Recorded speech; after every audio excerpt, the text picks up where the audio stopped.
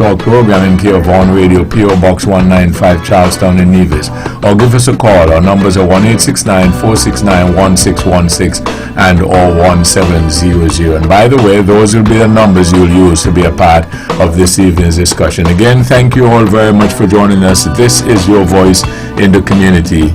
Talk that get results. With regard to your participation in the show, we encourage you to call in the numbers listed 1-869-469-1616 and or 1700. Here's a suggestion. You have a question or comment, perhaps you can get a pencil, piece of paper. Write it down so that you're well organized, and when you're getting on the show, you take as little time as possible so that we can accommodate as many of you as we can. We ask only, first of all, you respect yourselves and then respect others, because we will not accept anything that we deem is not within our broadcast standards, but we encourage you to always be forceful with your point. Thank you all again for joining us. Your voice in the community, talk that get results. Tonight, Conrad Naya Liebert, good evening. Good evening, Webbo, and pleasant good evening to your staff here at Vaughan Radio. To my colleague, good evening, Mr. Stanley and Mr. Fifield. Pleasant good evening. And to all my friends in the international circle in Toronto and Connecticut, welcome once again to this very informative program. Once again, Webbo, I must say thank you for inviting me, and I'm sure you're aware how much I like to have these conversations, not just on the radio, but even in the street. So I encourage everyone this evening to call in. I think we just got over the Easter weekend, and we look forward to a big event tomorrow.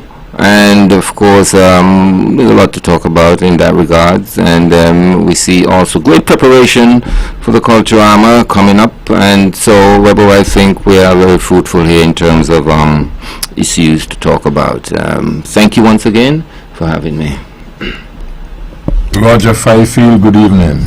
Good evening, Webbo, and good evening to my fellow panelists, and of course, good evening to all those who are listening and viewing.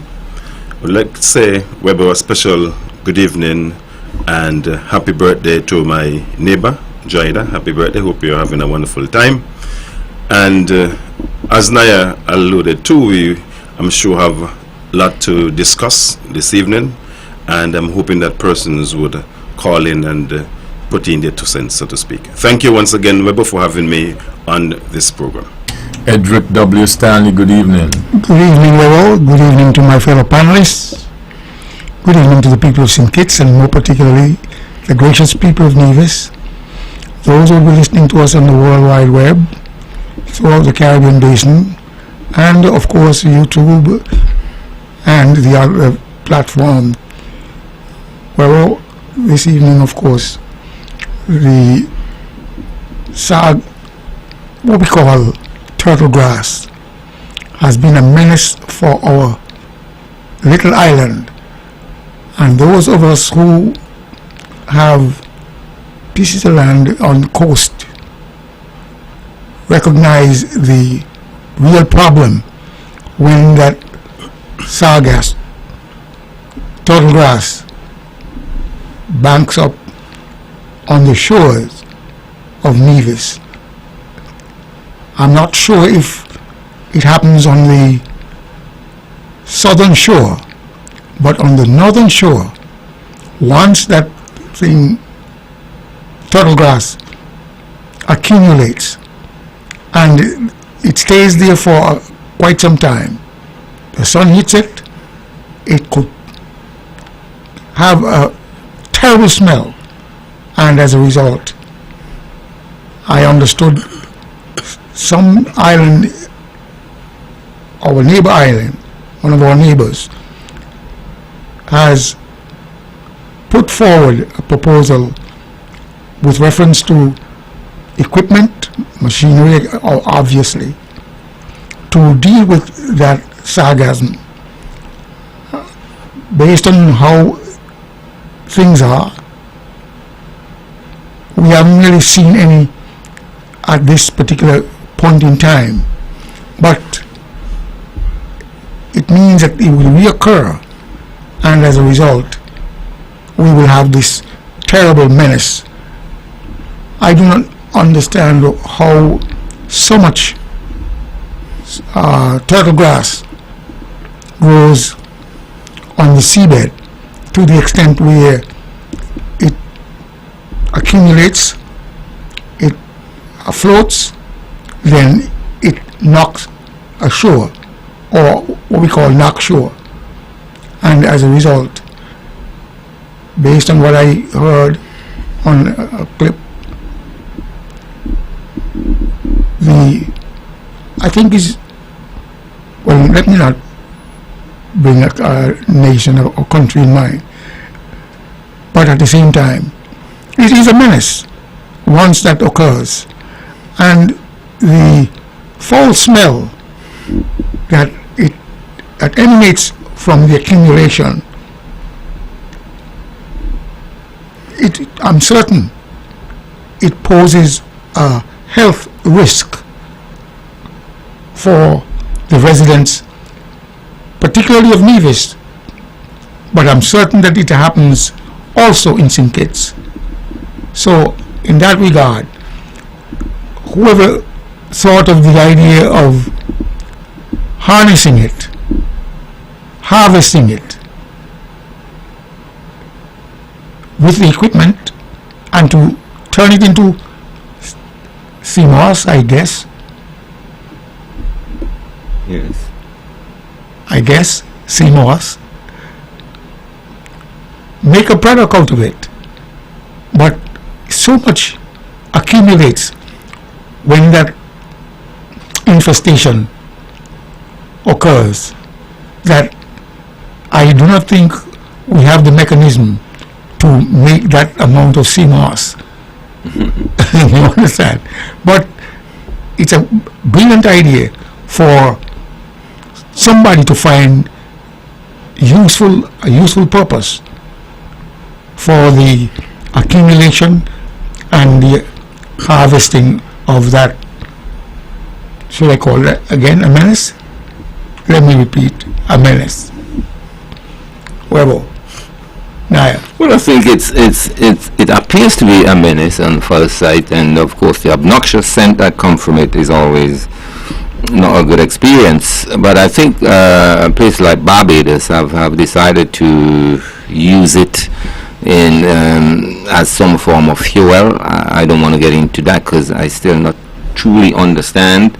But and also other places are mixing it with the soil in order to create some kind of better texture for growing purpose, and also it's been said by some scientists looking into the future that the sea and the sea moss could be something that we can be looking to for future sustenance for food.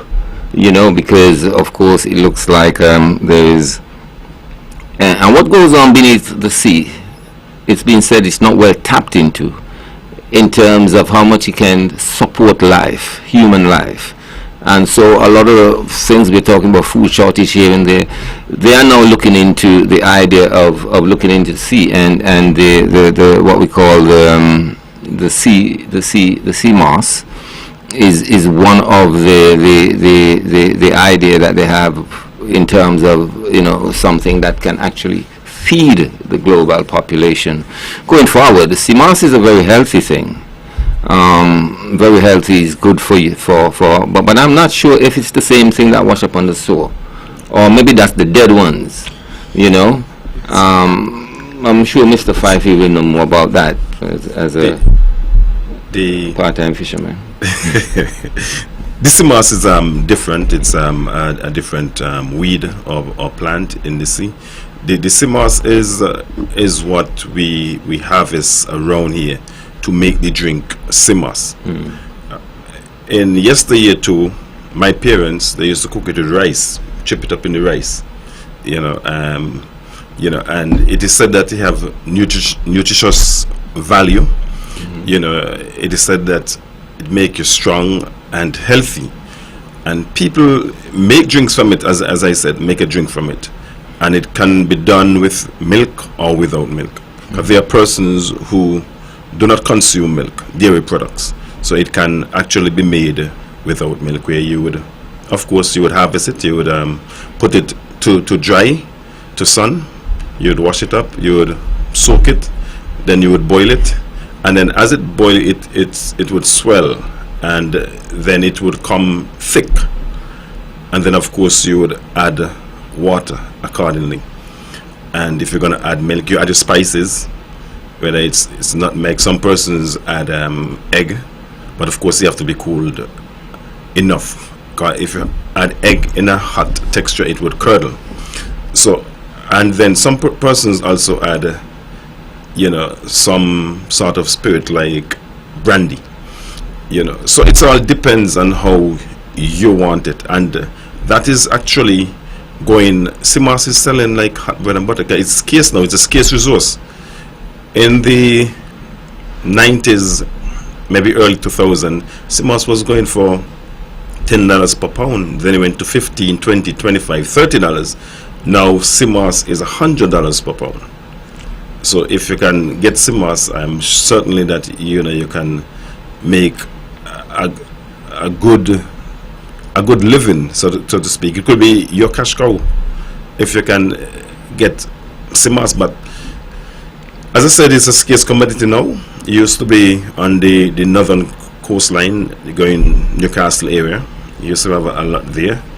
We used to have a lot in on the east, New River, Zion, New River, Huggins Bay, going up to Butler Bay. But I am not coming across as much now. If I'm to go back to what Stanley was speaking about, I don't know. Maybe it's the current, because the Sagas, that normally beds itself on the northern coast, Newcastle area, Newcastle Herbert's Beach area. For some reason, so more than likely, it has something to do with the current.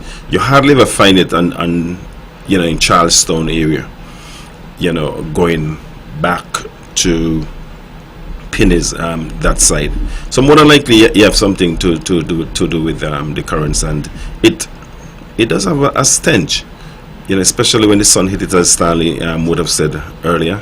And it's something that we probably have to look deep into, and to see how we as a people could utilize it. I understand that it could probably be used as a fertilizer, and Naya would have said that it could be used as some sort of fuel, perhaps.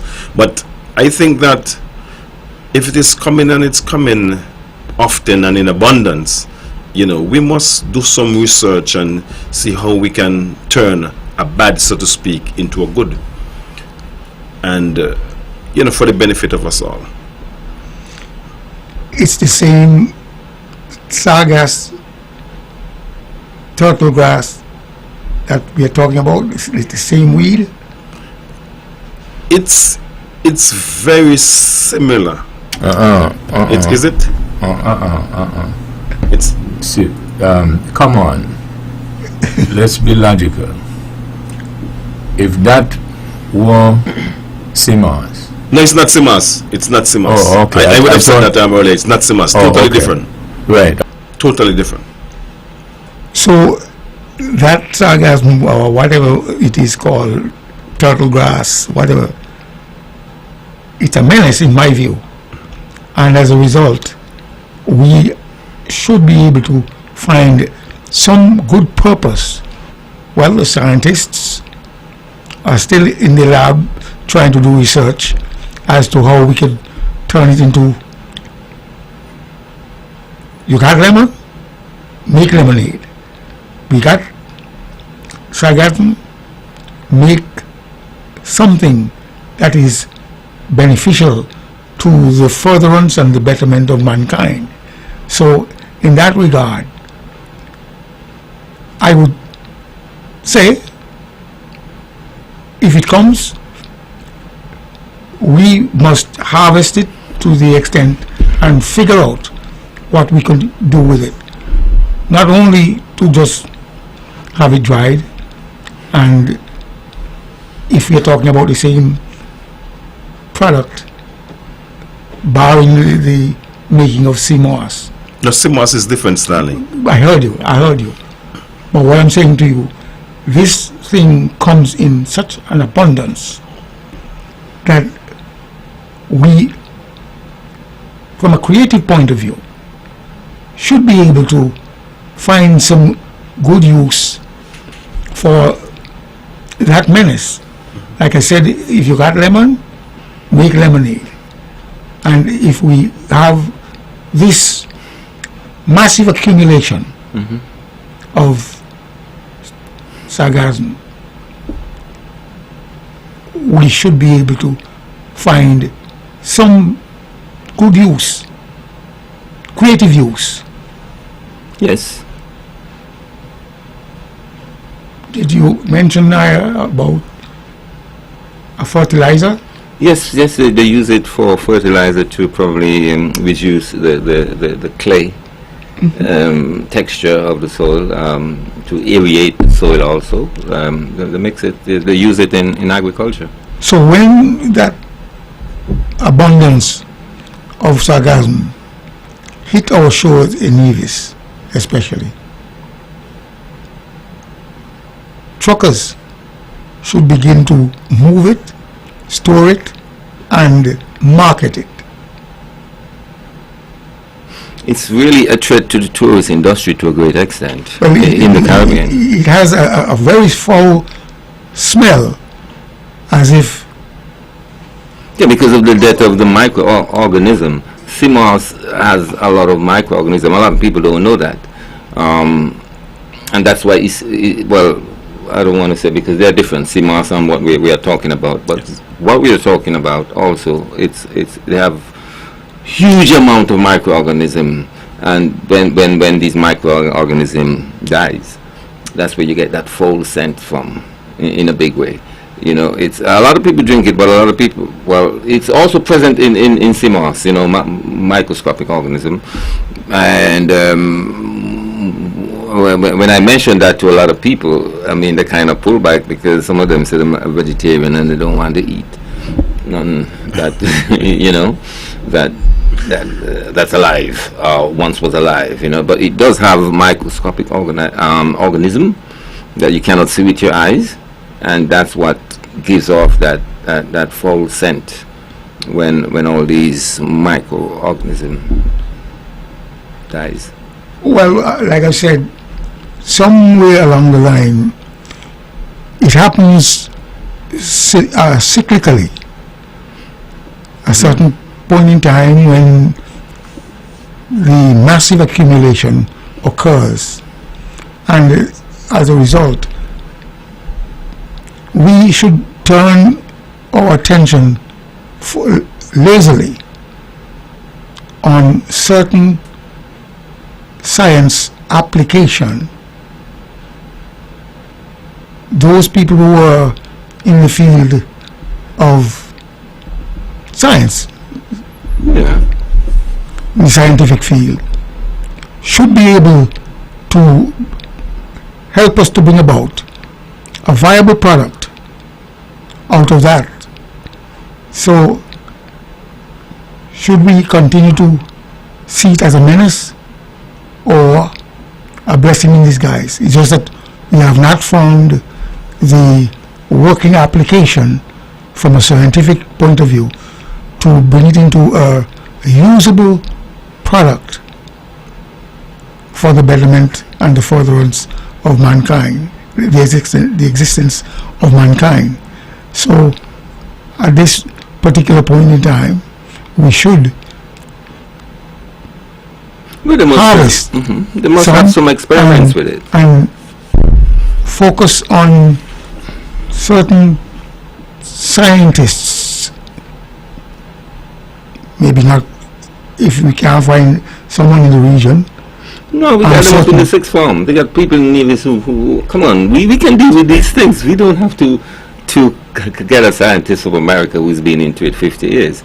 We got people here in science. It's experimenting. You can plant a little plant and put it all around it and see how the plant reacts. Well, You know, I mean, little things like that counts.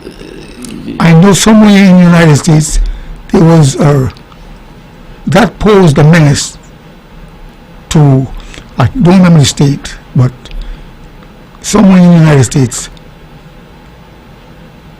there were people, or there are people, who in fact saw the massive accumulation and they attempted to do something about it.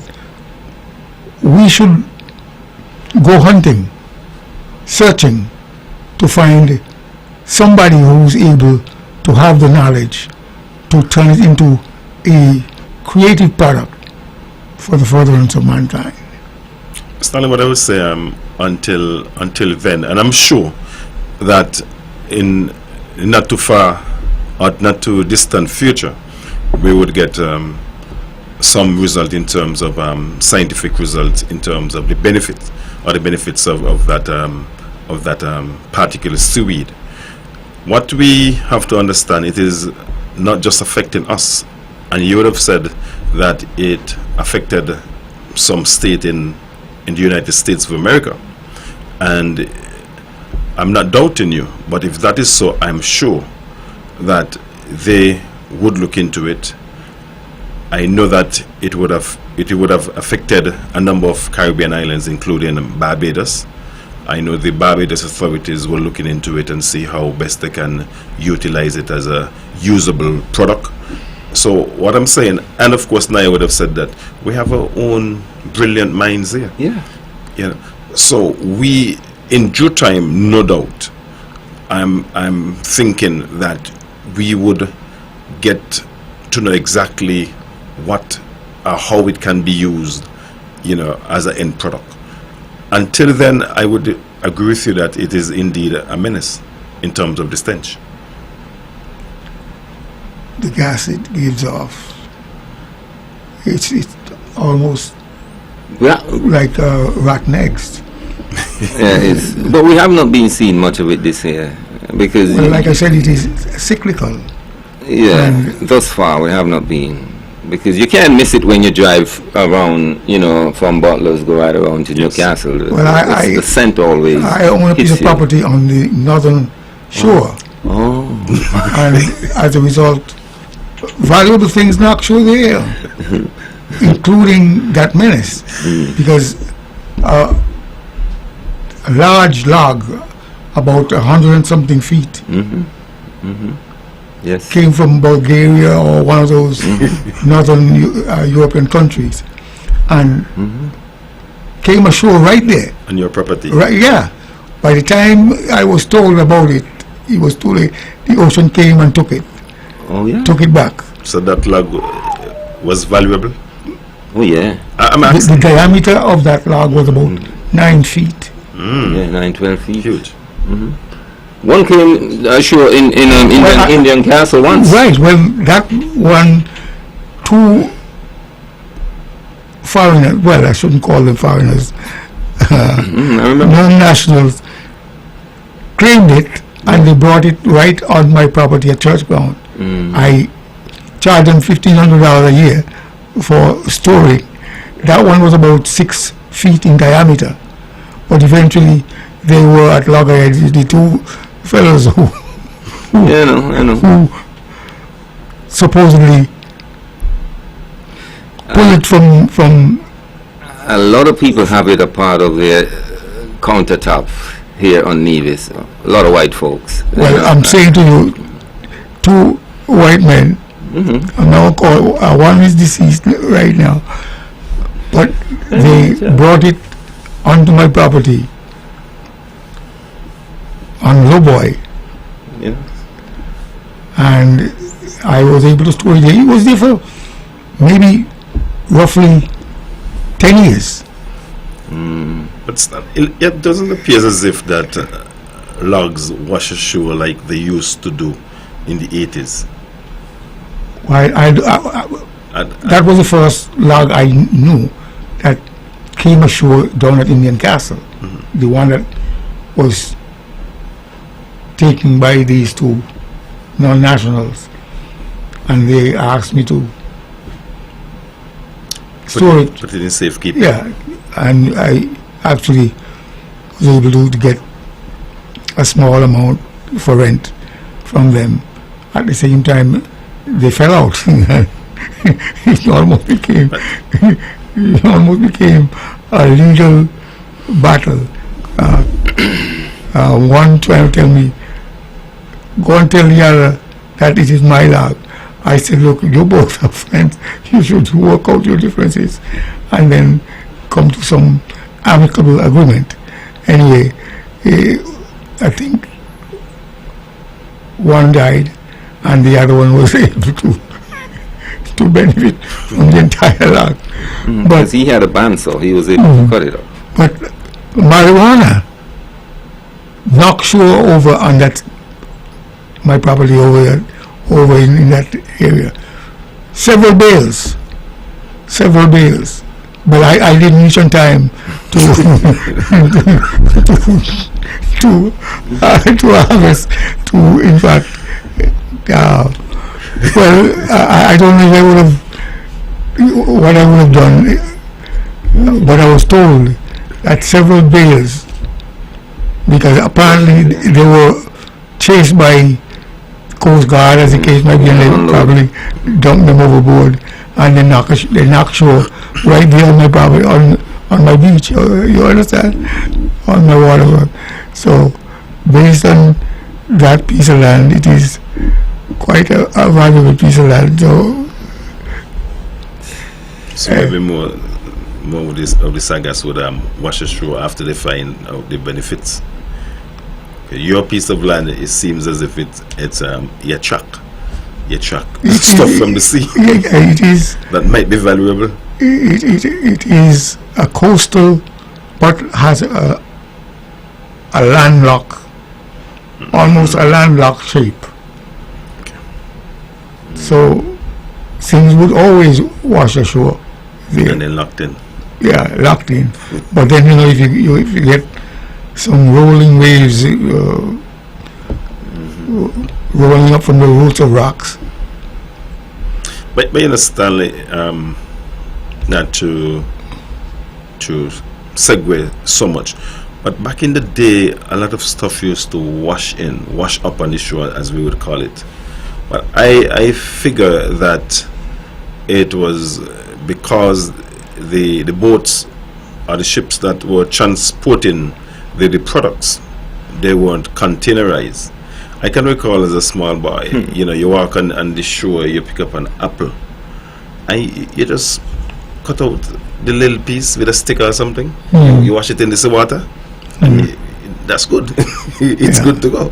Well, once you're on the ocean, anything could happen. I mean, I don't know, well, you're too young to have known of the Missy Wallace, but Missy Wallace knocked shore at Brownhill Bay, just a little east of Brownhill Bay. And from that, I got several bottles of, by the time we figured it out, but it was coming from Barbados. And based on that, we had on the bottle and a half, the one with a little handle on the neck, and several casts were in the hull. But by the time the rough waves came and began to break the ship, break the hull, several casts came out of the hull. One came out and they pointed to it, say, follow that. It's straight up St. Martin, you're going, if you follow it based on the velocity of the waves. At the same time, I got a shirt off of that and a basin. As little boys, you got away from home and you actually wound up at Brownhill Bay, to get fish to carry back home, but not only fish, My sisters were able to take some of that liquor. By the time we opened the cask, it was cask rum, unfortunately. But my sisters were able to take some of that rum to England with them. Oh, that's a long time. Yeah. But the MV budget, you probably was at another jurisdiction Yeah. when budget knocked shore, which was somewhere in this area here, Yeah. and it was fun to Nevis. People It was- had a lot of sweets on board, sweeties, and was a- I got a lot of it, and there was a lot of butter in the pan, that yellow butter. There was a lot of that. There was a lot of plywood too on that boat, and the police was going around searching people's yard to find out who got these things. Well- You know what I mean? And me now going to school with my pocket full of sweets, that was a kind of indication that now I know somebody. But the truth is, I remember back in those days when NRP it was in the 70s. I remember coming over these parts with my dad, and he lowered me down over the cliff with a rope. And I could hear him say, "See there," and I'm just looking around and couldn't see it. And it was a pan of butter, A lot of people was going for it, and trust me, even the MV effort, I can say it now. Was part of the loot. A lot of the plywood, Oh, because endless plywood came off the budget, Yeah. and of course we had to hide them because police was going around looking. Well, And the MV effort was built with using the sections down there where the cargo goes. And it was a smart gesture, because you know what they did, and I can say it now. They put the plywood in a goat pen. Okay. yeah, And so overnight, yeah. all the goats covered. Yeah. The plywood was covered with goats. Yeah. And then police can't find that. And so an effort was built now, and if you use the plywood down in there, you could have smelled, for a while, It was fun. It was fun back then, The As time there. small boys, Yeah, it was when those things it wasn't occur. too long ago, because as I said, my dad brought me over here and lowered me over one of these cliffs. And I gone down with a rope, and he's telling me, see there, And so Nevis, a lot of things happen in Nevis, and I'm not going to say it all, in terms of illegal stuff, washing shore. Yeah. And you'd be surprised to know who dangled with it sometimes, Interesting. I guess we are very well located. And, yes? As a small boy, I can recall in the 80s, there was a boat that washed ashore. And I don't know the name, but I think we used to refer to it as a cigarette boat, because bales and bales of cigarette washed ashore. And basically everybody in the Zion area had cigarette to the disposal. And everybody, and maybe it's time for confession. That is confessing. Everybody smoked. My dad had a small shop and a pool board. So guys from the area used to come and play pool. And I can recall one of the guys came and they gave me a cigarette. They lit it and they gave it to me. And poor me thought that when you put the cigarette in the mouth, you blow, because to the tip of it would Fire. Yeah, would light up. Yeah. So I was blowing out. Yeah. And then I was like, well, nothing happening. And then one of the guys said, no. He asked, what are you doing? So I said, I'm blowing. Because as far as I know, when you blow on fire, it will, turn more red, so to speak. And they say, I must pull in. So I gave one big pull in. You choked. And then I choked. And that was the first and the only time fire ever went in my mouth. Not again ever in my lifetime.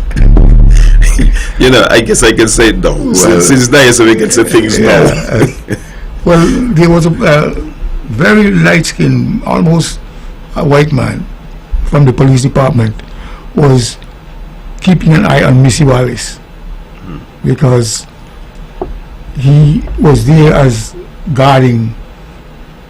Well, I do not know guarding for whom, maybe for the insurance company or the persons who had stuff out of Barbados, which was sent to Nevis. And so as a result, they had to have had people from the police department. And this fellow, Coker, Somebody told me maybe he's still alive in St. Kitts. Let me get this gentleman. Good evening. Thank you for holding. Well, don't make no confession, no. And only confession is good for the soul. Y'all and I and them.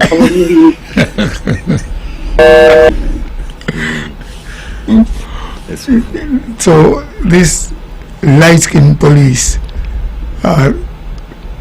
told us, look, I need my share. So we had to give him some of what we got off the boat, you understand?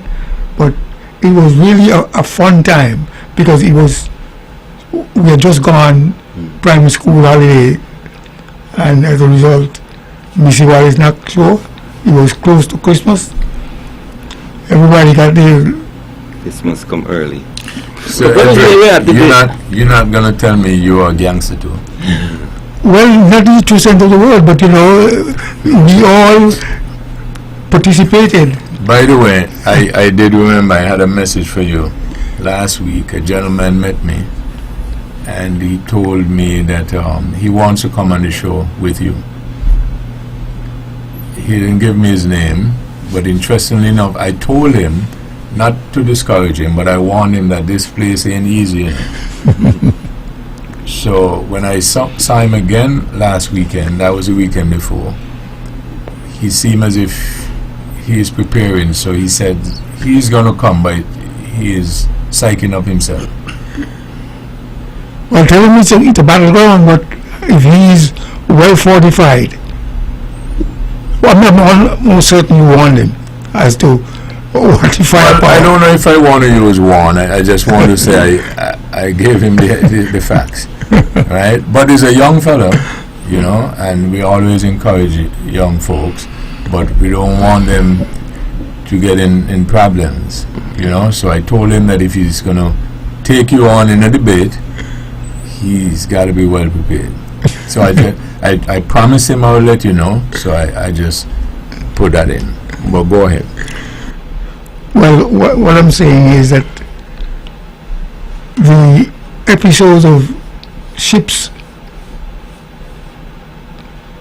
coming to the great demise, unfortunately, was always a fun time for us as little boys, and it tests your skill in terms of swimming. If you think you can make a little buzzer, try it. And when you are able to make a little buzzer, then your next thing is for big buzzer. And based on that. Good evening, thank you for holding. You remember a time when everybody in EBG were eating flour and mackerel, when this man was saying flour and no flour and happy? No, I don't remember.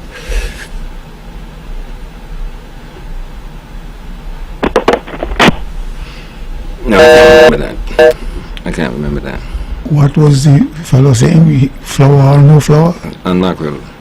Well, I think that was a political plot, when I think the public was trying to bring Nevis people on board against what was going on in Nevis, I believe. I have some little memory of it. I think what happened was there was a time when, just like, remember during the hurricanes of the, Hugo and stuff like that, so stuff came in and stuff like that. But it wasn't a hurricane, it was before that. It might have been in the 70s when they had the Labour government in St. Kitts. And so stuff came in for the islands. I think all the islands were getting it, including flour and mackerel. And what happened was, when the NRP, those days, you didn't have the system at the time, and the NRP was just formed and opposing the Labour government. So they thought that they sent this stuff over here to sort of bribe people. And so they for their campaign, they coined a slogan, flour or no flour, or mackerel or no mackerel, they still will vote. for the island. So that, I think that is what Yes. the caller is referencing. You know, these things, I was listening to a discussion, a regional discussion, and one of the things the panelists were discussing, had a good wide-ranging panel, and one of the things they were talking about the lack of history for all the islands. We for instance, most of the kids here, most people here can name all the American presidents for you. They can name some of the persons who ran for the primaries and did not succeed, etc., etc. But sometimes when I am having a conversation and I say that, for instance, Edric used to run, you know, they say, really?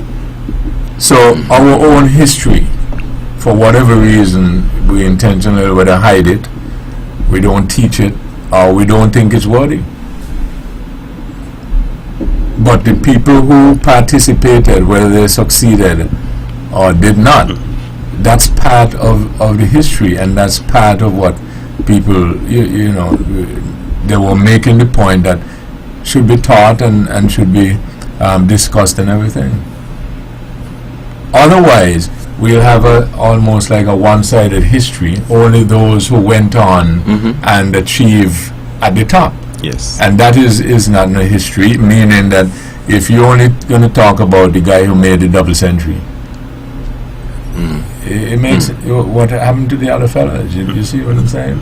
As a team, As a team. yeah, and as a country, we have rich history around here.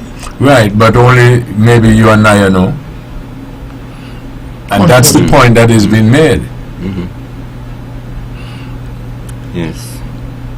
Unfortunately, And then when it is not out there constantly, unfortunately, some dubious person may come along to write the history they will like it to be read. Yep. Gotta be careful there. Yeah. quite so. Gotta be careful. Well, we are. I suppose we are on the eve of one of the biggest events in Nevis, which is the mini Olympics. And so tomorrow is usually, I'm not sure, it's been declared Yes. a half holiday. And I suppose everyone will be going to the Mundo Track. It's quite a major event. And I guess it would be that type of event where we may have the presence of the Prime Minister, as he was there last year, and I see one or two more facility has been built on the grounds of the Mundo Track, you know, and I must say the last meet they had there, it was well complimented in terms of the quality of the track. You know, I spoke to a few athletes and they were really turned on by the quality of the track itself. And so tomorrow, I don't think we could have come here tonight without mentioning the mini Olympics tomorrow, or what we usually refer to as the mini Olympics here in Nevis.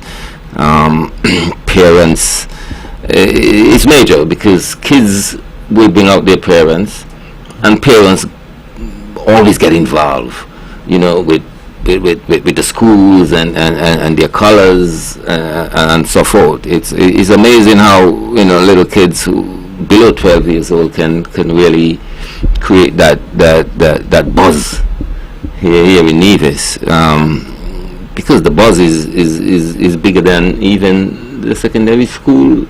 Very much so. You know, sports day, and so we look forward to that, you know, and I know the kids have been preparing down at Gallows Bay every Saturday now for quite some time, and so it's a big event coming up. It certainly is, Naya, and I think the preparations are over. I think it's now action time. We know that the CPS Charlestown Primary School would have won a number of years consecutively. I believe that they would have won the two last years, and it's going to be really good. A number of pundits would have been saying that a number of schools, if not all the schools, most schools, are looking really good. And how the winner is selected for the past few years is by the medal count. And I think that this gives, the smaller schools an opportunity to win. Let me just put it bluntly, to win. Some of the smaller schools, they don't feel athletes in all of the events, such as maybe the 4x400 meter races. But even without that, once they can do good in the other races, they have a chance. They have a chance. And to go to the field itself and the facility, I think I heard the director of sports mention on the news earlier this evening that, well, we know that last year it rained a lot, and he would have said that even in the standing area, tents would be erected. All the seatings would be covered, I suppose, by tents, and not just that, as I said, but also the standing area. So persons, are asked to come out, no doubt, and support the children. They are the present, they are the future. I think the character games just went by. We had a Tyra Fenton from Antigua, 13-year-old, and I think she won 3 medals.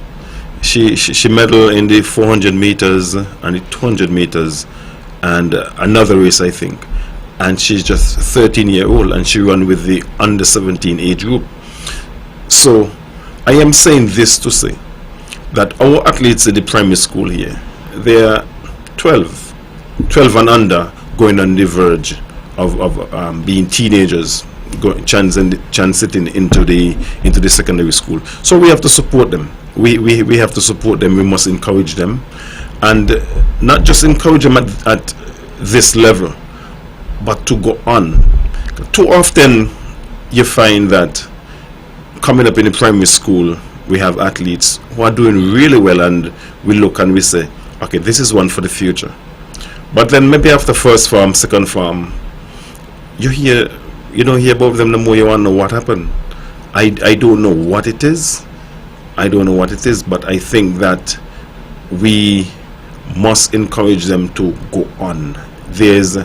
You can actually have a career, and in most sporting events, in Nevis at least, persons getting scholarship sports wise, more than likely would be athletics. You hardly get persons getting scholarship for basketball, maybe one or two. You hardly get persons getting scholarship for football, maybe one or two. So the most would come from track and field, and we are now beginning, I dare say, to develop our athlete more in terms of, I think might have been Carl Claxton who would have done it at some hurdles.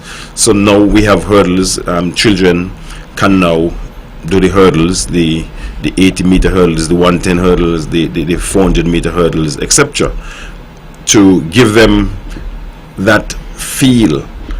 We may not have known athletes 10 years, 15 years ago, maybe even 5 years ago, how they might have developed and go on had we had those hurdles earlier. So I just want to say this to all concerned, to let us encourage our children. Let us go out tomorrow and support all the schools. Let us go with our good behavior. If you have bad behavior, please leave it, because I would be there and I wouldn't want to witness any bad behavior. And of course, it's a child friendly event. Well, I'll tell you, in everything there is competition, and from a political point of view, the Mondo track has been a blessing to us as our leaders fought to get that world-class type of surface be placed in Nevis, and as a result, like I said, competition is always there, and the political parties, for better or for worse, as the case might be, good or for bad, had their 2 cents mentioned on the bad or the good side, as the case might be, with reference to where and how the Mondo track came about. And I would say the effort that has been placed on the government, whether the CCM or the NRP, I would say that it was a good idea.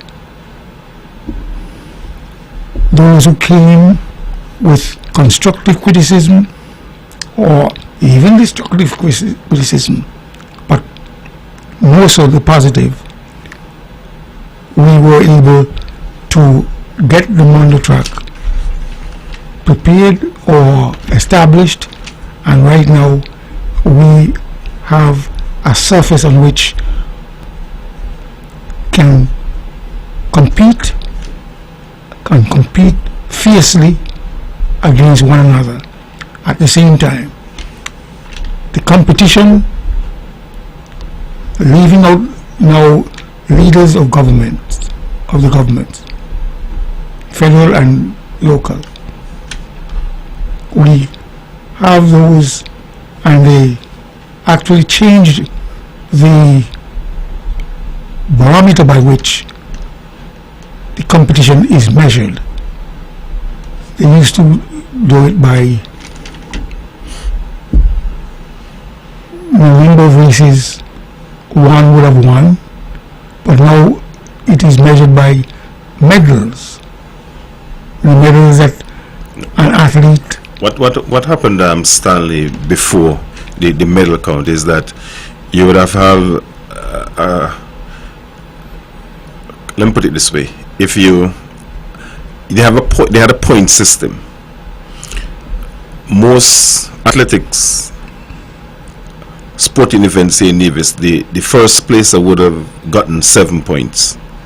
The second placer would have gotten 5 points. The third placer would have gotten 3 points, and for placing 4th, 2, and 5th, 1. Now that has been done away with, and the medal count is basically you're looking for goals, so to speak. The team with the most goals. If there are 2 or more teams that tie with gold medals, then the silver would come into play. So who get, for example, let's say that your team and Naya team get 10 gold medals.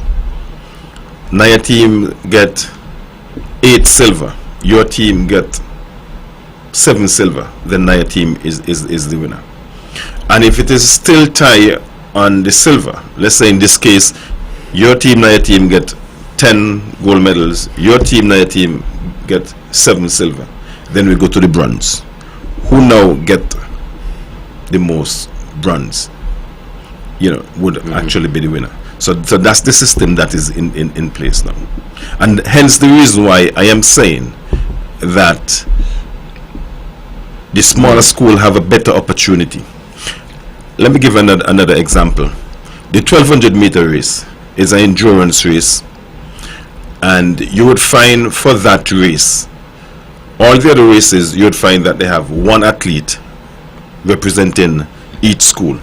And in the 1200 meter race, you'd find at least two athletes. So the smaller schools may not have been able to field 2 athletes, but now they might be able to field 1 athlete, and that athlete might be a really good athlete and might be able to win gold.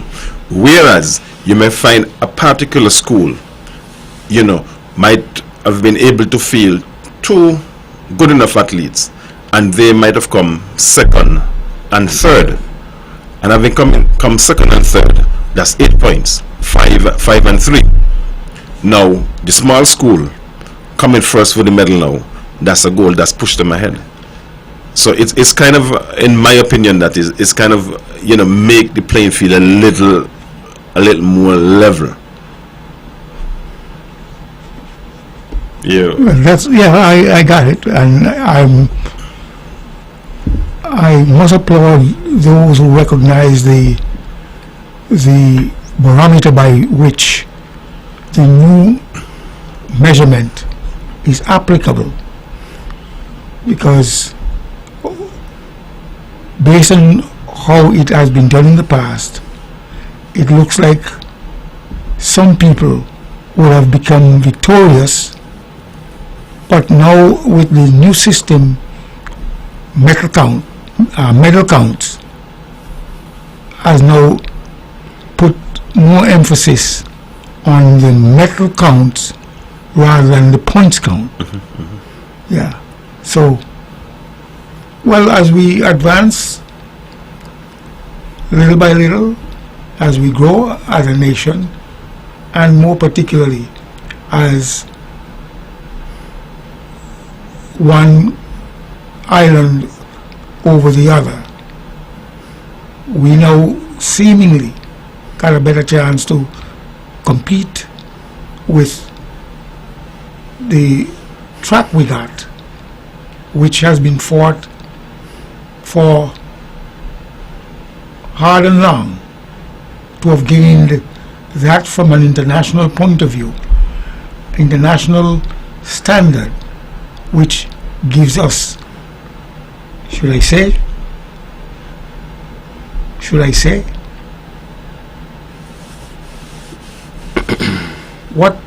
how do you classify the Tim Collins track as compared to the Mondo track?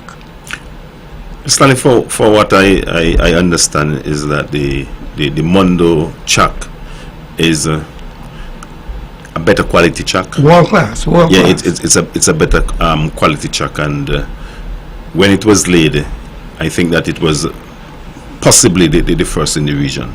So it's basically. Fifield, let me take this and come back. Good evening. Thank you for holding. Good evening. You're on the air. Hey, for me. Caller, you're sort of breaking up. Hello? Caller? Okay, the caller seems to be, caller, please call back. Fifield, go ahead, please. I think the Mundo track has more lanes. 9. It's a 9-lane track. It's have more lanes than The one in Sinkit is a 8-lane track. This is a 9-lane track. Well, like I said, I didn't want to say it over the mic. But facts are facts. Nothing is wrong with saying Nothing it. with that. It's a fact. Based on the fact that it is from an international organization, delving to Nevis, we are up there in terms of being recognized, and as a result, if it is as now, and maybe you have said it,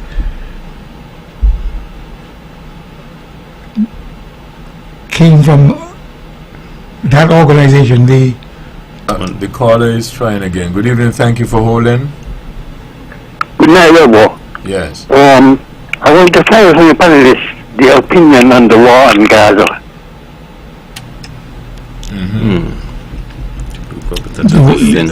The war in Gaza, let's deal with that. It's an unfortunate war, and it is sad that the Prime Minister of Israel wants to clean out Hamas to ensure that he stays in power, but I think his future is over with. Thus, the people of Gaza, people in Gaza, and also the people in West Bank are under the guns or military force from the IDF, the Israeli Defense Force, and as a result, the people in Gaza are suffering terribly. The last bit of news I got was that the International Soup Kitchen, which was contributing to the people of Gaza who are on the verge of starvation, they had a vehicle that was bombed by the IDF, and as a result makes it worse. In my view, there should be a two-state solution, which the Prime Minister of Israel is not into that loop as yet. I do not know if he will ever get wise enough to understand that until he decides to be fair, giving the people of Gaza a state of their own and Israel having a state of its own, he is in for years of bitterness between the people, Hamas, Gaza, and those people who are more or less, well, I shouldn't put it this way. Well, let me back up a little. The people of Israel were given the land by God, and just recently I had to text my daughter to tell her, because she doesn't believe that the land was given to the Israelis by God, but Judea and Samaria, the people back in the olden days, God gave the people of Israel the land. And recently I heard some people from the West Bank stating that God gave us this land. It's ours and we're not going to divide it. And therefore, the people of Gaza, as the caller asked, how do we look and what do we think of the people of Gaza? They're in a terrible bind. They're in a terrible bind because, one, they don't have the real support of Hamas as a powerful organization to protect them fully. At the same time, they are not, well, let me back up a little. They are in a terrible bind simply because the Israeli, supported by United States, got the most devastating force to keep them in submission, and as a result, the people of Gaza have no way out, and the international community is not putting enough pressure on Israel to agree to a two-state solution, and therefore to answer the question about the people of Gaza. They seem to be under a curse So, with the IDF having the military might, governed by a prime minister who doesn't have any apathy, who doesn't have any respect for the people of Gaza, it will take a millennium, in my view, for this thing to be placed on a level playing field regarding equity, respect, and sovereignty. So the United Nations is somewhat powerless in terms of helping the people of Gaza. But the people are starving. They're being under the gun from the Israeli military, which is, in my view, a world-class force. They got all the ammunition, and as a result, the people of Gaza, they have no way out. May God help them. Stanley, there was some killings of 7-8, and the Prime Minister would have said that it was unintended and it was a tragedy, and he also would have said that he is going to have an independent inquiry. So I feel as if that he might be sensing some pressure for him to say that he's going to have an independent inquiry. Well, He can say what he wants. Well, everybody knows whom Benjamin Netanyahu is. He is, in my view, a racist. He is, in my view, one who doesn't respect the Palestinians or the people of Gaza, and as a result, he will continue to say what he thinks he should say, but doesn't really mean it. I think that he feels as if he's fair to it. Huh? I think that he thinks that he's fair. No, he can't think he's fair. He cannot think that he's fair when he operates a certain way, and he sees 32,000 Palestinians or Gazans from north to south, women, elderly, children, men, have been killed as compared to the people of Israel. There is no equal with reference to the numbers. How many people in Israel got killed? Well, I'm not justifying the people of Israel being killed, because if Hamas had reconsidered before they attacked the kibbutz in the West Bank, or in Israel, or in Gaza, or in Israel, as the case might be, it might have been different with reference to where the world is today, the 2nd of April.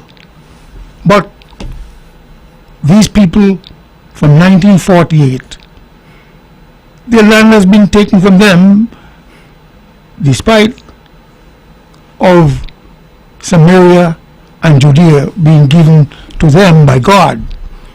You know, Mr. Stanley, you know, I truly wouldn't waste time thinking and talking about lands being given by God to anyone at this point. I find we are experiencing and witnessing a genocide based on racism supported by America, France, Germany.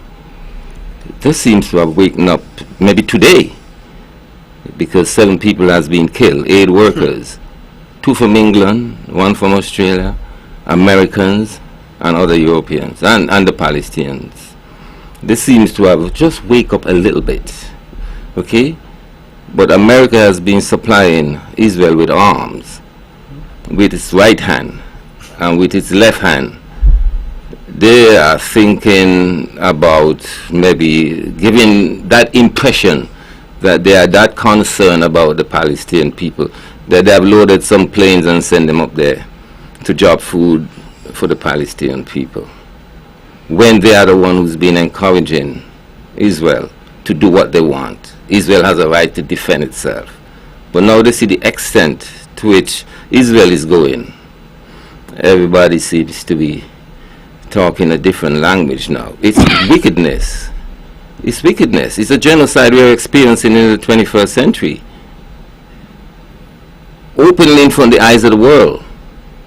Now in Germany you cannot have a protest supporting the Palestinians. What's that? In France you couldn't have a protest until the High Court overruled that and say yes, you can. Okay? And so there's this total commitment to support Israel against the Palestinian people, and that's why this thing have languished for so long, from 1948. It's the worst situation because it's not an invasion. They are the occupiers, and they're going in there and killing 30-something thousand people. Little, you know, I don't look at the news now while I'm eating because I can't do it. I got to turn the TV over because what I'm seeing, I cannot believe that we are living in a 21st century modern world, modern civilization, where one man called Netanyahu, whatever his name is, he's a vagabond. He should be in jail, and he might go to jail still. He's just trying to save his political life. The Israel people don't want him.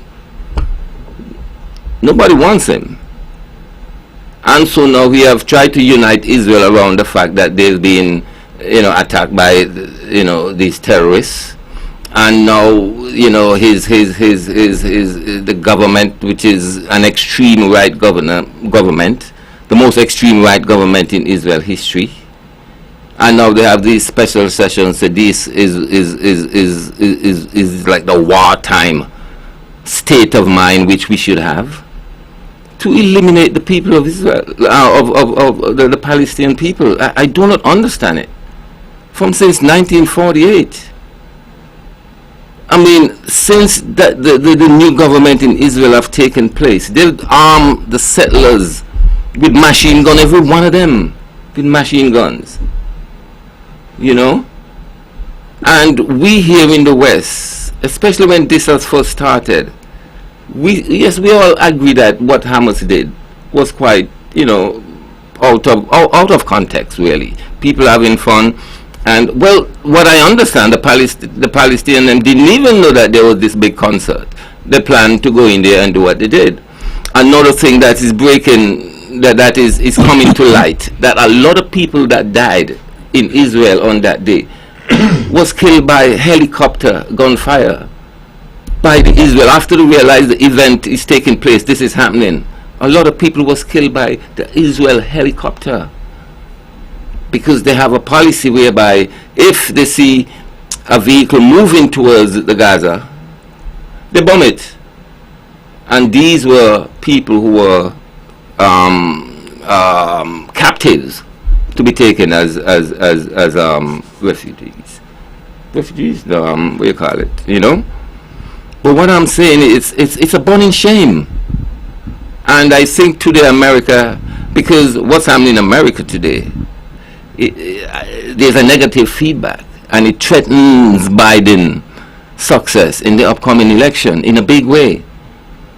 Now we are seeing 65% of America, 75% of the Democratic Party is against the war. 60-something% of the Republican Party is against the war. Well, who could be supporting such devastation of humanity? It's not about what God gave to what. These are human beings who have a right to exist. Israel just came on the scene in 1948. Who tell her that's the Israel the Bible talk about? You ever heard about the 12 tribes of Israel?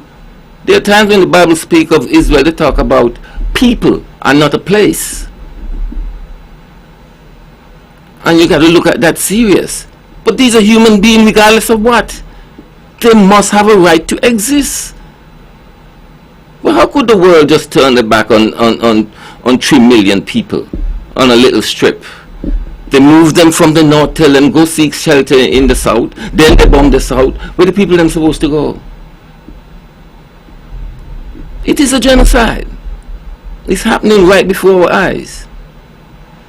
And I'm very surprised that even because the South African people, the government, have taken them to The Hague, but The Hague don't mean nothing.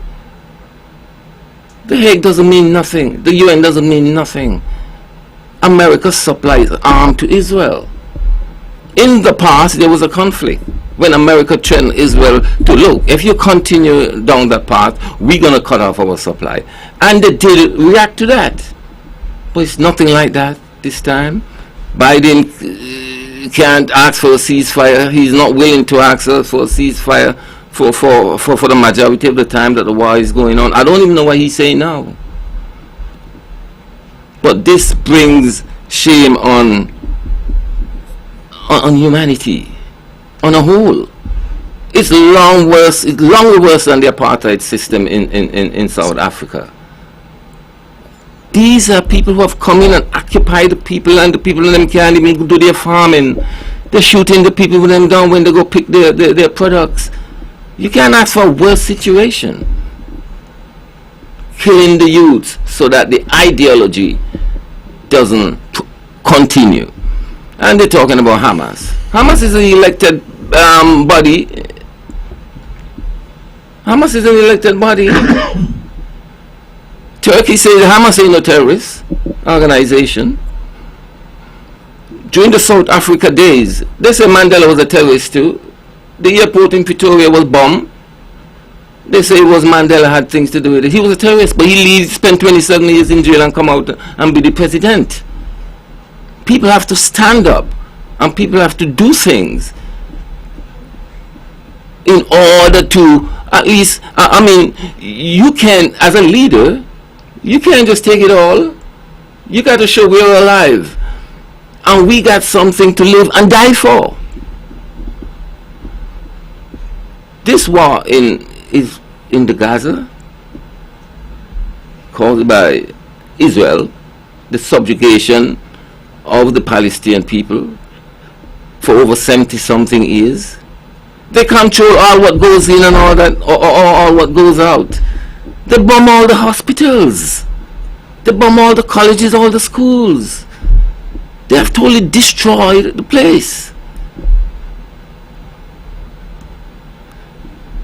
The war crimes that we see in Ukraine carried out by Russia, those that are carried out by the Israeli IDF is far worse. But no, they are not referred to as war crime.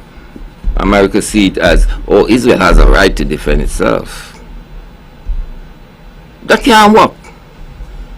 That cannot work. And you see... Naya, good evening, thank you for holding. Good evening, you're on the air. Hello? You're on the air. Yeah, good night, gentlemen. Good night. Night.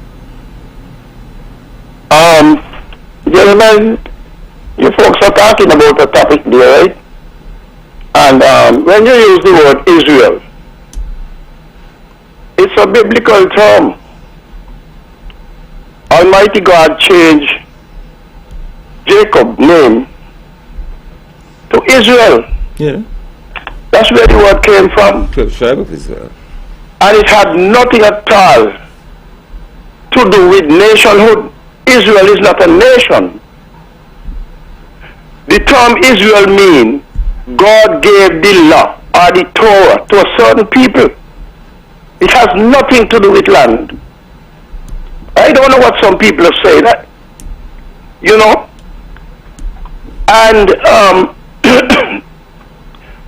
these people over there in what they call Palestine, which all those lands were really Africa. Anyway, you know, Netanyahu and his group over there, they are Zionists. As a matter of fact, you have prominent rabbis all over the world who are saying these people and not us, what they have done is hijack what is called Israel or Jews. The Zionists. I lived in New York, in Crown Heights, where Netanyahu was there, and Netanyahu wanted to go over to Israel to campaign, and the people over there said, "No, you're too radical. We don't want you." Eventually, America tried until they put him over there and put him in. So people need to get some history and know what they're saying before they talk. I could say many things about these things, but I just listen, you know. But the term Israel is not a nation. It's a religious term. It's Almighty God gave the law or the Torah to certain people.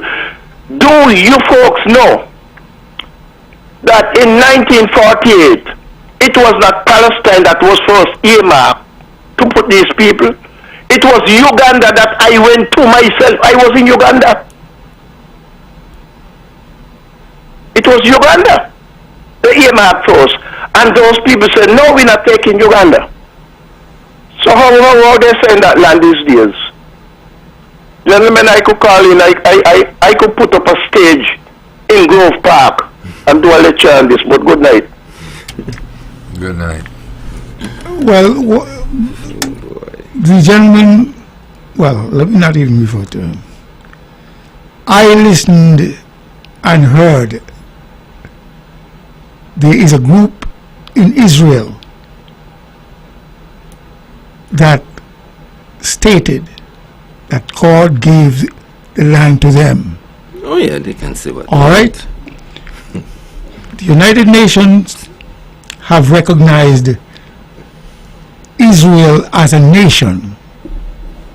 Contrary to what the caller is saying, the United Nations in 1948 or maybe before or whenever gave and named the state of Israel Israel. Now, based on what I know, the little I know, the little minute that I know, that's a fact. Yes. Now, based on what is happening currently on the ground in Israel as a nation, Netanyahu is there trying to protect himself politically. As a result, he will do whatever he has to do, whenever he has to do it, and then come up with some kind of label that he is doing his ever best and would have an investigation that is seemingly transparent. But we know that he doesn't mean it. If he gets the opportunity to wipe out all the people of the West Bank, he will do it. But Biden is attempting to hold back. Even though Biden said Israel has a right to exist and to defend itself, he took an about turn, or maybe a 90-degree turn so far, to ask for a ceasefire, because he's been asked by the people of the United States for quite some time to bring about a ceasefire. Well, he recognizes at this particular juncture that the tide is turning against him, and consequently he's attempting to ask for a ceasefire, which Netanyahu is not abiding to, because Netanyahu recognized that he cannot live with Hamas side by side, creating two states,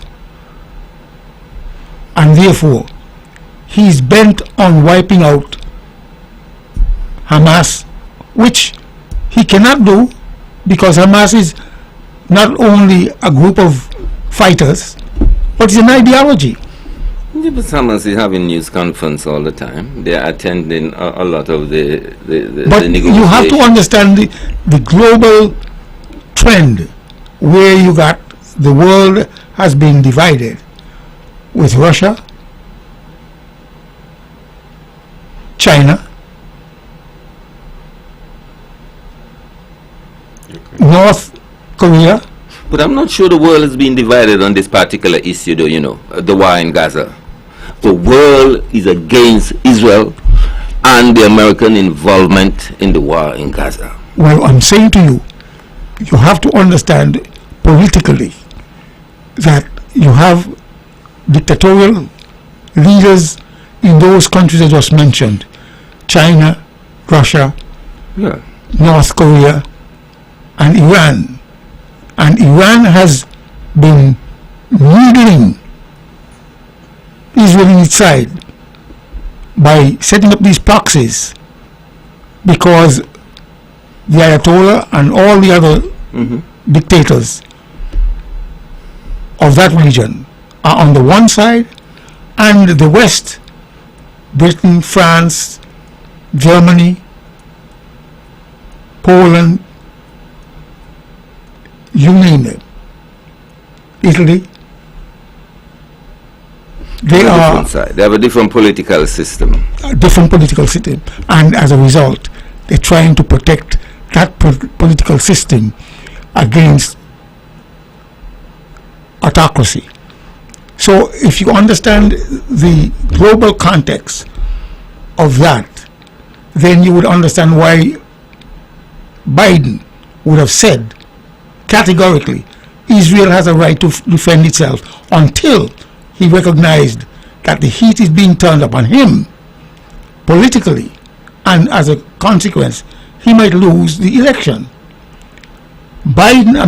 Netanyahu recognized that the heat is being turned upon him, and if he were to run now, he's going to lose. And he has told the Israeli people, the only person who could keep you in safety and security, I am the person who can do that. But he has failed, because Will fail. based on what happened on October the 7th, where Hamas slaughtered quite a number of people and actually took hostages, and they're not going to give those hostages simply because that is their trump card to stay in power until or unless Israel is able to reduce their numbers. The West Bank would be rebuilt. Gaza would be rebuilt by the international community. But Netanyahu is saying not on the Hamas and not on the Abbas, and therefore when the time comes after the war is over, we will rebuild Israel. We will occupy it for a while, but we do not need Hamas or another state existing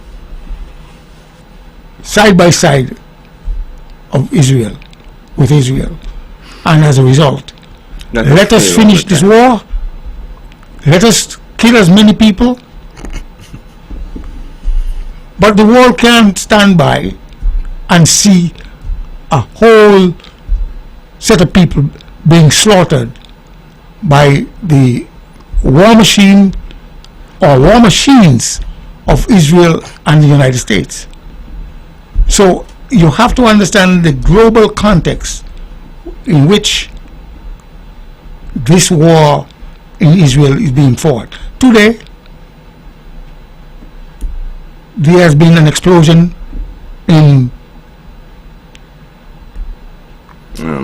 Iran. no in Syria, where maybe 13 high-ranking Iranians were killed. That frightens Biden simply because he doesn't want the war to be expanded, and he wants the war to be contained between Israel and Hamas. But Iran is there having the Houthi rebels in Yemen, the Hezbollah in Lebanon, Hamas in the West Bank, in Gaza. Iran finances those organizations, and as a result, Look, United States and Israel, two powerful nations, one in the West and one in the Middle East. But Israel is telling Biden, go to hell. at this point. But the ideology of putting a government in place never works. It never works. The Palestinian people is going to decide what is best for the Palestinian people. You know, they want to destroy Hamas, according to them, or destroy the Palestinian people, and then put their own government, you know, in the Gaza Strip. That doesn't work. America have tried that and have destroyed so many places. They have destroyed Libya. They have destroyed Iraq. You know, they have look at Afghanistan. They end up run out of Afghanistan. It does not work. You cannot go into a place because destroy the mechanism, the machineries of government, and trying to put a government in place. These are barbarians. You have to understand their thinking. Barbarians? They're barbarians. And let me tell you this. The United States is not the best of country, and it's not the worst either. Oh, the foreign policy. But what I'm saying to you is that they went in and they tried to bring some kind of order to the chaos. No chaos. They are the one who's causing the chaos. By preventing women and girls from being educated. No, you see, when America thinks their own way is the way of the world, is the problem of the world today.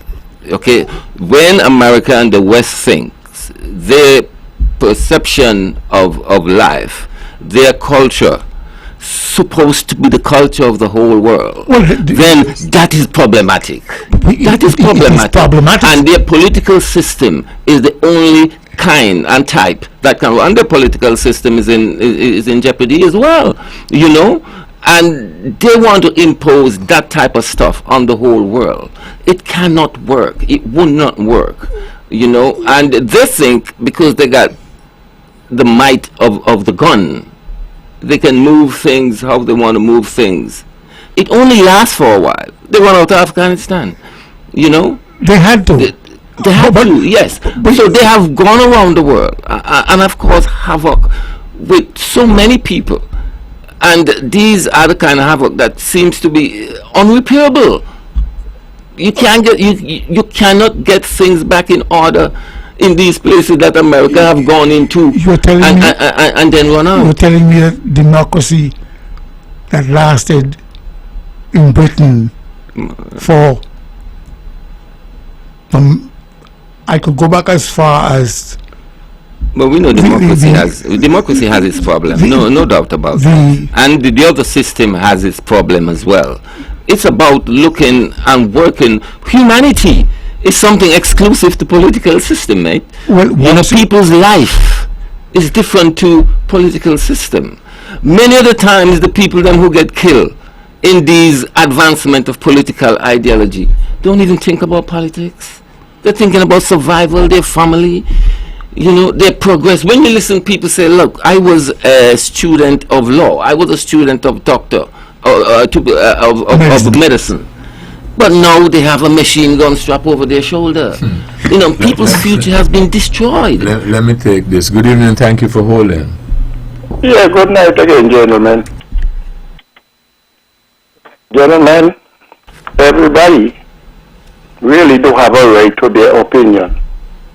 However, though, when people go public and the public media to speak, you really need to have yourself informed before you go on the public media to speak.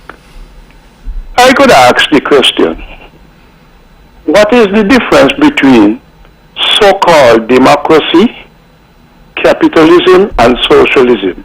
And I would like to hear somebody explain that to me. Because they are all intertwined. Each one of them has their own problems. There's no difference. As a matter of fact, for a black person living in the United States, he don't know nothing about no democracy. He doesn't have any rights. The United States Constitution clearly states it is illegal to be black in America. A lot of people don't know that. So I don't know why people come in with this fabrication and talking about democracy and capitalism and socialism. We need to put up a stage in Grove Park and let some people come and let them debate James and Jackson. For they don't know what they're saying. And I'm telling you again that the term Israel is a biblical term. It's not a political term. It's a biblical term. I read my Bible cover to cover. What I'm telling you? James. Almighty God changed Jacob's name to Israel. That's where the word come from. James Hendrickson. Yes. Can I ask you a question? Yes. In lieu of the stage in Grove Park, Yes. could I offer you this stage to debate these guys? Well, they don't have to come with some good facts to try to debate me. I'm telling you the truth. Right, so... I'm telling you, they don't have to do, some people have to do a lot of reading to sit down to debate me. Mr. Herbert, good night. Good night. I would have liked you to have asked him. Let me get this break and then I'll come back. This is Talk That Get Results. Edric W. Stanley, Conrad Naya Library, Roger Fifield, back after these. 13,820 square feet of land is up for sale. It is located on the main road at Jones Estate, Nevis. For more information or for serious inquiries, call Stanley's Real Estate at 869-665-5634 or 869-469-3868. Builders Paradise is offering a large variety of floor and wall tiles at very competitive prices. Builders Paradise has over 2 million pieces in stock, lots of different styles to choose from. Whether you're renovating or tiling a new house, Builders Paradise has what you need. Wow! Oh, and remember, we're open all day Saturday to serve you better. This is something that you can't refuse. Visit Builders Paradise today at the C.A. Paul Southwell Industrial Site in St. Kitts or call them at 466-4938. Always satisfying. Vaughn Radio, The Powerhouse. Back on this episode of Talk That Get Results. Edric, you wanted what now? I wanted you to ask him if the United Nations recognized the State of Israel as the name given to the State of Israel. You wanted me to ask him that? Yes. But you didn't want to ask him his No. But I don't get it. So walk with me. So you don't think he heard you? Sure, he heard me. Okay, so you have asked him. Well, and walk with me, and he is listening. I understand. So we'll see whether he answers you. Okay. Okay, that's number one. When I made the offer on your behalf, and Fifield and Naya, you say what? The offer for him to come.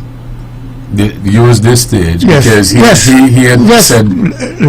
Let's hope he accepts. Naya, you say what? I say, lay come if you want to come. Okay. And Fifield, you say what? Well, I think that this is a much bigger stage, so I think you should take up your offer and come here. Okay. So you're not afraid? We should not be afraid in this day and age. Okay. All right.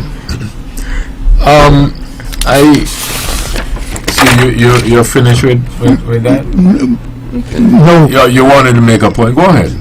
there are black people who were slave owners in the United States of America. And I'm not sure if he supposedly reads, and he should find that portion somewhere in the archives of the United States, meaning black people were slave owners. And he's saying, he made a quote, black people Illegal. are not recognized as, The Constitution says black people Yeah. is illegal in America. So right. So I'm trying to ascertain from him as to, for him to define who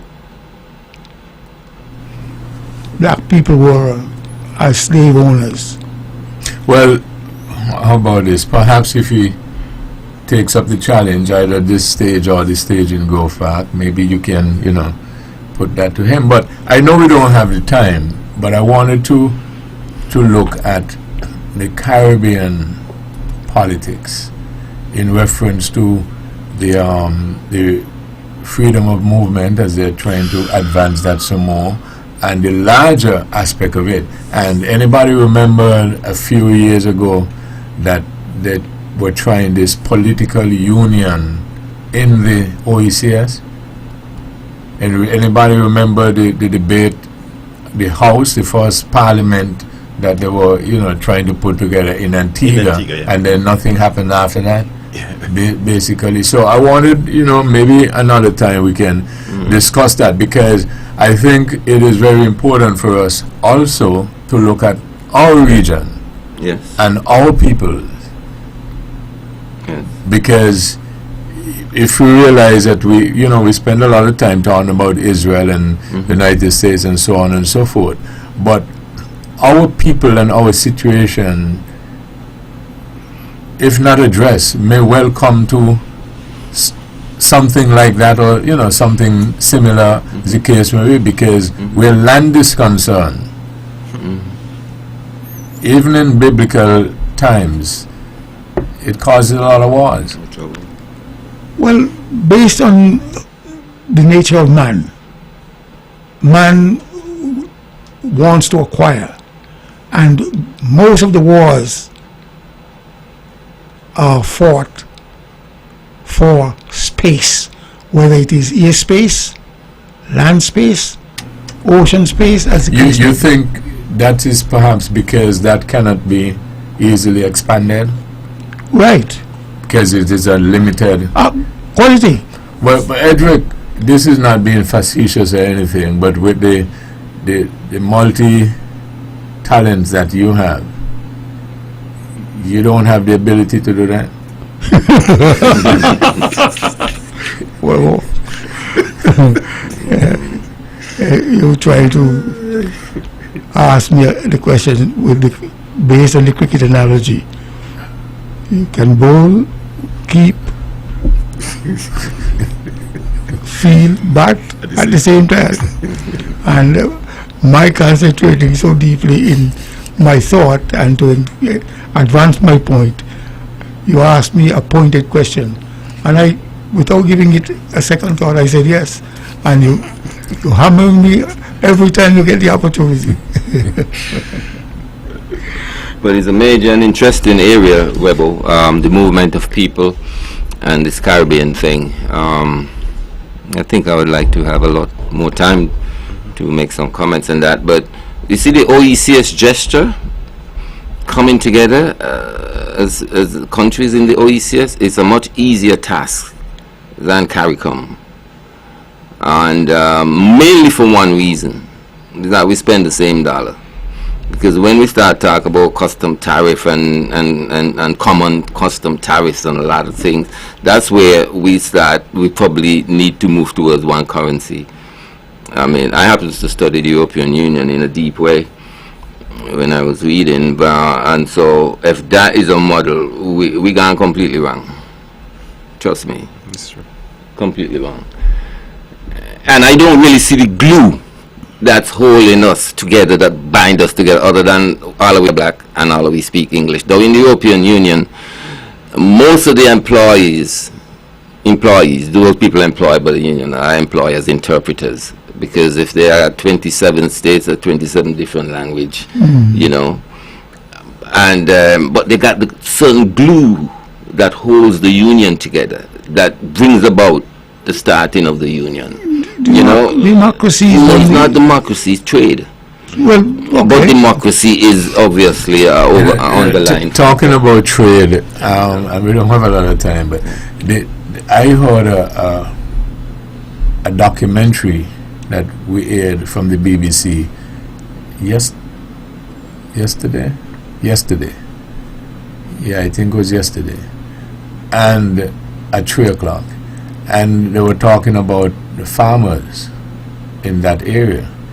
And I'm thinking to myself that all over the world, the farmers are complaining that they're not able to make it.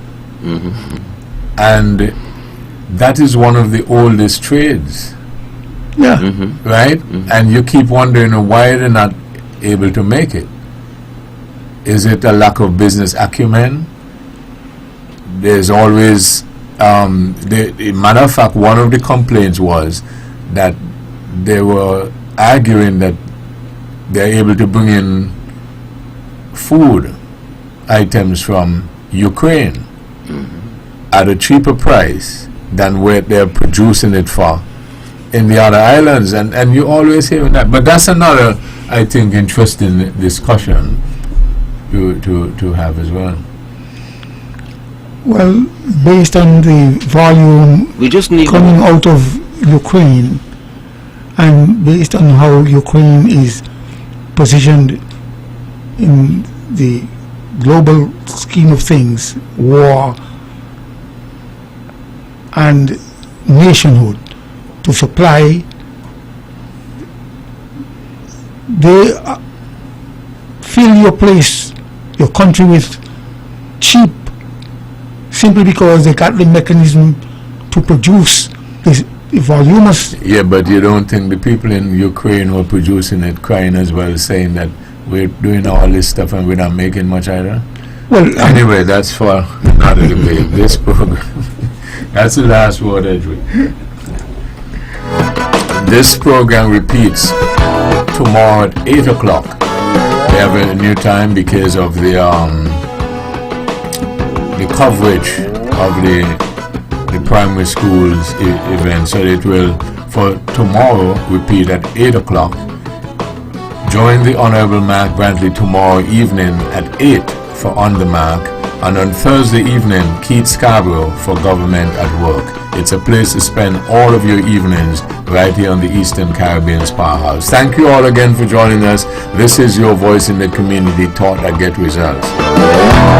You all have a wonderful evening. Views and opinions expressed on the preceding program were solely those of the participants and do not necessarily reflect the views of the Nevis Broadcasting Company.